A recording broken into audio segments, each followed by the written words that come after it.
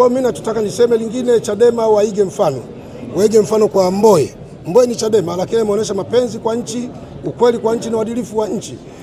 Kwa hiyo Chadema waige mfano. Na la pili niwaambie kwamba bwana John Heche abadilishe siasa anazokwenda nazo aziendi na wakati. Kupigana na serikali ni sawa kupigana na mlima Kilimanjaro, utaumia mikono mlima ushuki. Kwa mimi ni muombe sana Heche abadilishe miundombinu. Na la tatu, wajaribu watu kwenda gerezani, watu wa saikolojia wamwangalie Lissu. Inaonekana kama dishi limeyumba kidogo. Kwa sababu dishi limeyumba kivipi? Nilimsikia juzi anasema kwamba shahidi yake ni Rais Samia, makamu wa rais, waziri mkuu. Ni vitu ambavyo vingia akilini. Hawa watu hawezi kuwa mashahidi kwako. Wewe mashahidi kwako kwa logic ipi? Kwa maslahi gani? Kwa hiyo mimi naona kwamba kapoteza mwelekeo, na sasa tumeomba dua tumeomba dua kubwa kuombea watu wema, kuiombea serikali na sisi wenyewe. Sasa ndio tunatoka kufanya kazi. Sawa. Na tukio la dua leo lilikuwa lina hamasa kubwa. Tumeona posti nyingi ambazo zilikuwa zimepostiwa. Katika msikiti wa Takwa umekuwa ndio msikiti pendwa kwa kwenu, una eneo hili linafaa kufanya hivyo.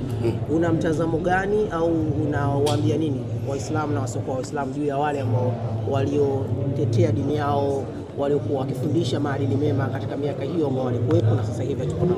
Kwanza tunaombea Mwenyezi Mungu watu waliokufa wakiwa waaminifu katika dini na katika nchi.